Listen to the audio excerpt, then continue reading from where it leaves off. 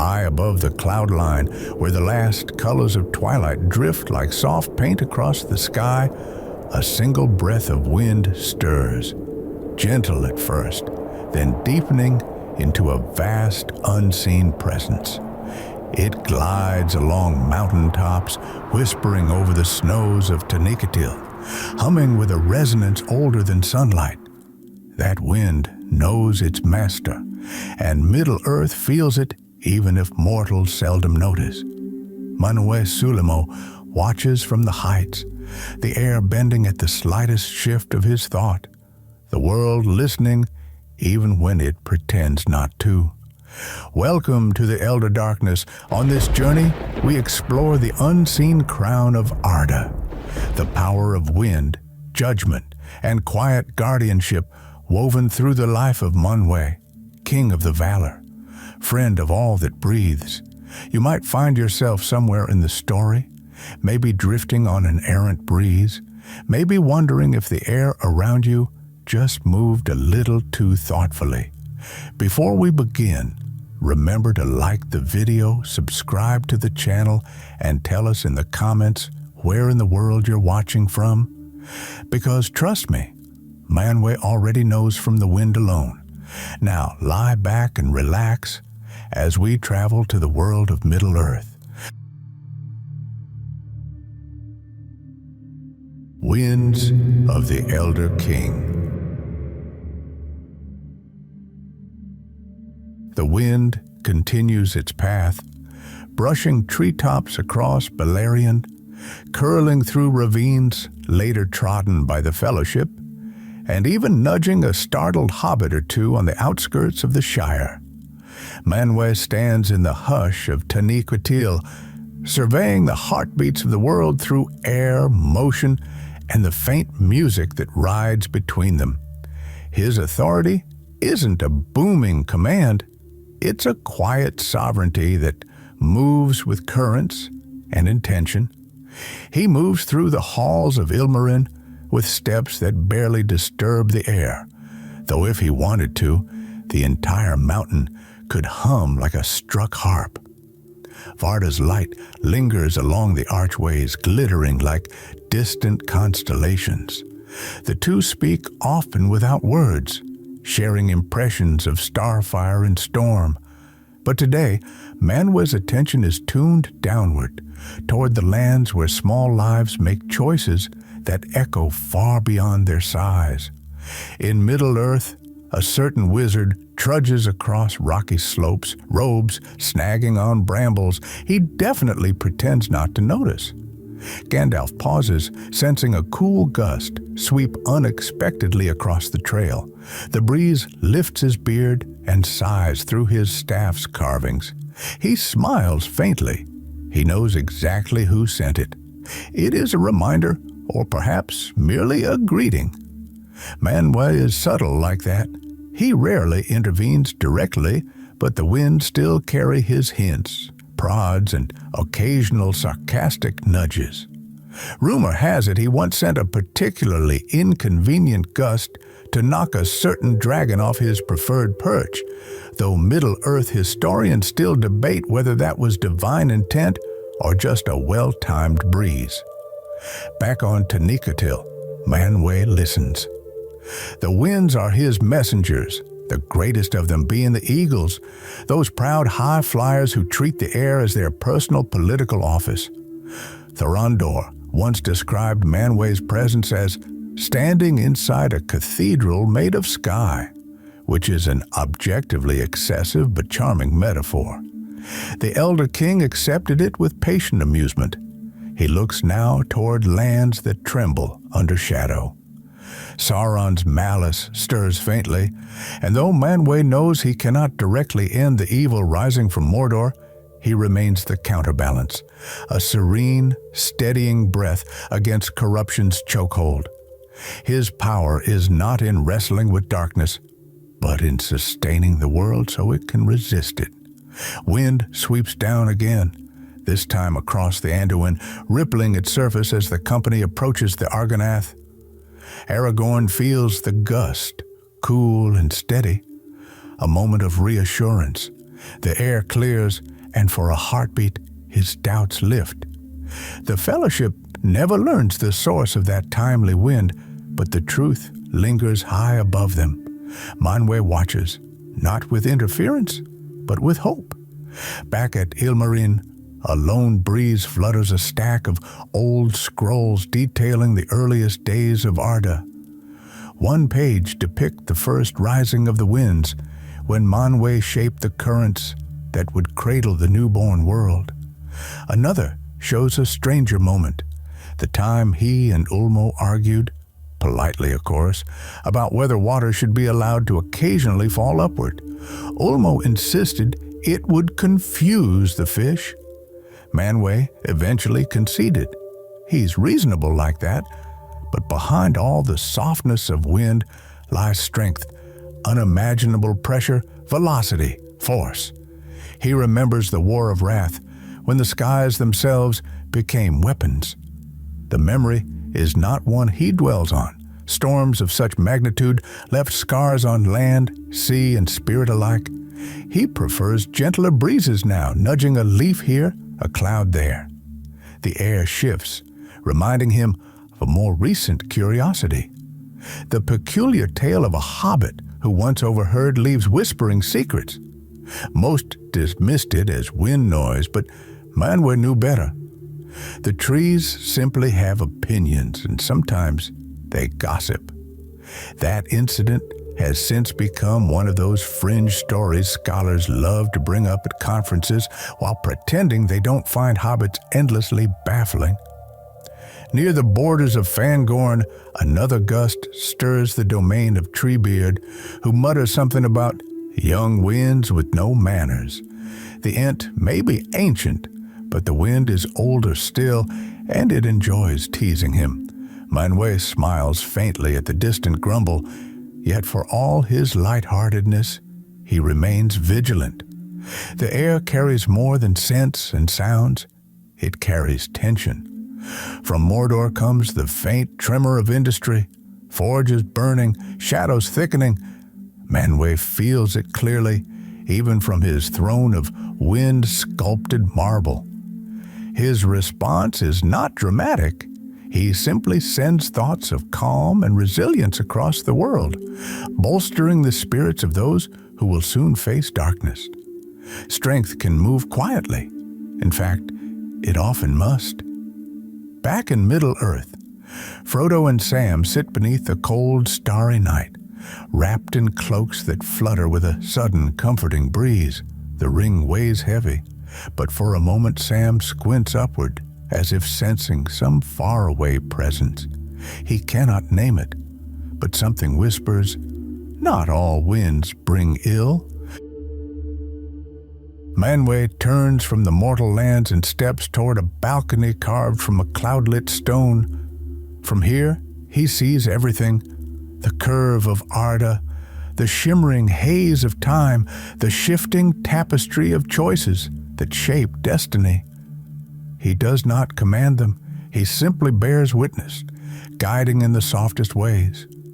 And though the ages change, though kingdoms rise, fall, then rise again, because mortals cannot decide anything on the first try, the wind remains faithful. It carries stories, warnings, blessings. It carries the breath of the world itself. Manwë lifts his hand. Air gathers around him, forming the faint outline of a spiraling current. This is his power.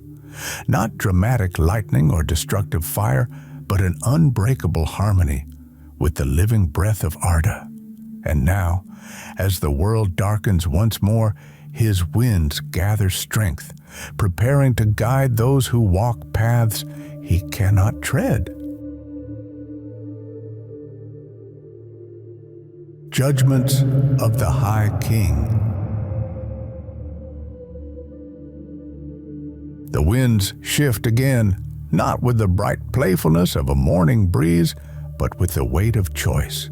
Slow, deliberate, spiraling through the halls of Ilmarine like a messenger that has already decided its message is important. Manwë feels it instantly. Air is his domain, and every breath of it carries knowledge. He turns towards the throne of cloud-white stone, its surface touched by ages of soft wind-carved patterns resembling flowing script. Here, where judgment settles with the grace of falling snow, the elder king considers matters that ripple into the far corners of Arda. Below Taniquetil, the world trembles under tensions both ancient and new. As always, Manwë prefers to observe first. He sits, staff resting lightly against his knee, eyes half-focused on vistas no other being can see. Judgments do not come to him as flashes of temper or rigid decrees. Instead, they unfurl the way weather does, naturally, gradually, hinting, then shaping. Even in moments of stern resolve, he remains the one who listens longest before speaking. But there have been times, rare and startling, when the king of the Valar has felt the heat of wrath stir within him. Not flame, never that. His anger manifests as wind sharpened to a crystalline edge, slicing the air with impossible clarity. Those moments are remembered by the Ainur the way mortals remember earthquakes, fortunately distant but never forgotten.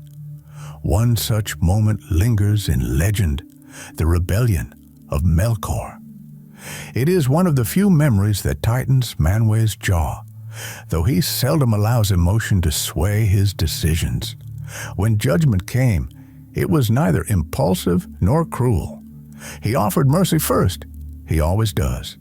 His mercy is, in fact, so consistent that Middle-earth historians still debate whether he is too forgiving for his own cosmic good. But mercy is not weakness. It is the refusal to let darkness dictate one's nature. As the winds settle around him, a faint chord hums through the air. Manwë senses it. Varda approaching. Her presence arrives like starlight softening a storm, her footsteps echoing with a shimmering resonance. They converse briefly. No words spoken, only intentions shared. She knows he carries a difficult judgment today. He knows she disagrees with one small part of it. Though she will never say so aloud, they remain as ever complementary forces, sky and stars, wind and light, gentle correction and firm illumination. Yet his thoughts drift beyond Valinor toward mortal lands once more. Across Middle-earth, the shadow deepens. Frodo and Sam creep nearer to Mordor, each breath a reminder of burdens carried by the smallest of beings. On the plains of Rohan, the wind howls through banners battered by war, carrying cries of the retreating and the rallying alike. Even in distant Erebor, dwarves mutter about strange gusts sweeping down from the north, as if the mountains themselves were whispering warnings. And somewhere on the western borders of Gondor, a tall man wrapped in the grit of endless miles pushes forward with a small group of companions. Aragorn's cloak flares in a sudden gust that nearly slaps Gimli in the face. Gimli grumbles, adjusting his beard with wounded dignity, but the ranger merely glances skyward and murmurs, "A sign." Whether he interprets it correctly is unclear, but Manwë smiles. Sometimes a gust is just a gust. Sometimes it's a divine nudge reminding mortals to keep moving, and sometimes, frankly, it's just funny. Far above them, the eagles soar, those incredible, slightly overdramatic beings who love nothing more than circling the high currents like kings surveying lesser kings. They are Manwë's trusted messengers, though messengers is a loose term when one of them once refused to carry a letter because it was raining. Still, loyalty defines them. The greatest among them, Gwaihir the Wind Lord, often senses Manwë's thoughts before the wind even reaches him. Manwë's gaze turns inward, toward the deeper, older currents of Arda. His judgments today revolve not around punishments or decrees, but guidance. A disturbance in the winds tells him that certain spirits, Maiar of lesser name, are drifting in confusion at the edge of the world. Their unrest hints at some ancient echo stirred by Sauron's growing power. It's a subtle tremor, something mortals would never feel, but the Valar sense these shifts as easily as birds sense storms. He lifts his hand, and for a moment the air thickens with purpose. A breeze flows outward, bearing calm intention. It passes through the plains of Pelennor, through the dead marshes, through the crags of the Ephel Duath. It brushes across Frodo's ear like a whispered encouragement, though the hobbit only shivers and mutters something about strange airs before trudging onward. Another ripple in the atmosphere brings to Manwë's attention a fringe piece of lore drifting about Middle-earth, the claim that Manwë once hosted a feast of winds in which every breeze, draft, gale, and gust presented itself with impeccable punctuality. It's a ridiculous story. Winds do not eat, nor do they attend feasts. But somehow, the rumor persists in certain elvish circles. Manwë suspects this tale originated as a joke by a particularly bored Telerin minstrel, but since it entertains mortals, he lets it live. Besides, imagining a tiny breeze wearing a ceremonial sash is admittedly delightful. Back in Valinor, Manwë's expression shifts as a new current flows through the chamber. Judgment time. A Maya, humbled and tremoring with fear, stands before him, one who once served under Melkor and has returned seeking pardon. The air trembles slightly. The room holds its breath. Manwë listens first. He always does. The Maya speaks haltingly, describing remorse, disillusionment, and a desire for purpose. It is a familiar plea, one Manwë has heard across all ages. He contemplates. Mercy must be intentional, not automatic. Justice must consider the heart, but cannot disregard the consequences of past choices. His hand rests lightly on the throne as the currents swirl, forming patterns like shifting constellations. At last, with a voice that reverberates like distant thunder softened by cloud, he grants conditional pardon, service, watchfulness, discipline. The Maya weeps with relief. Manwë remains calm, but inside, a warm gust swirls through his spirit. Redemption is one of his quiet delights. His attention drifts outward once more, now toward the edge of Mordor. There, during the march to the Black Gate, something curious happens. A faint breeze rolls toward Aragorn's army, so subtle that only Legolas truly notices. It carries clarity, a slight lifting of dread, like a hand steadying the heart. Legolas glances skyward, recognizing the signature of a power older than ages. He says nothing. Some truths are better left unspoken. Manwë senses what is to come. A clash of wills, a trembling of mountains, the moment when the ring's fate is sealed by choices smaller than storm breaths, but stronger than the greatest winds. Though he cannot intervene, he watches with an intimacy that is almost parental. Every movement of the air carries threads of destiny racing toward culmination. Then at last, the winds calm. Not because the world quiets, far from it, but because Manwë allows it. His judgment has been rendered, his guidance given, his presence felt where it could be helpful without bending the fragile rules of mortal choice. The Elder King rises, stepping toward the balcony where the sky opens in vast, gentle arcs. He stands at the threshold between cloud and cosmos, letting the breeze settle around him. Today's decisions ripple outward, shaping futures that stretch beyond even the horizon he sees. Wind, mercy, authority. They all weave together into a crown not of jewels, but of breath, motion, and eternal vigilance. And as Middle Earth steadies itself for the dawn that follows great darkness, the winds of Manwë Súlimo carry one simple truth across the world. The sky may watch silently, but it never abandons those who walk beneath it.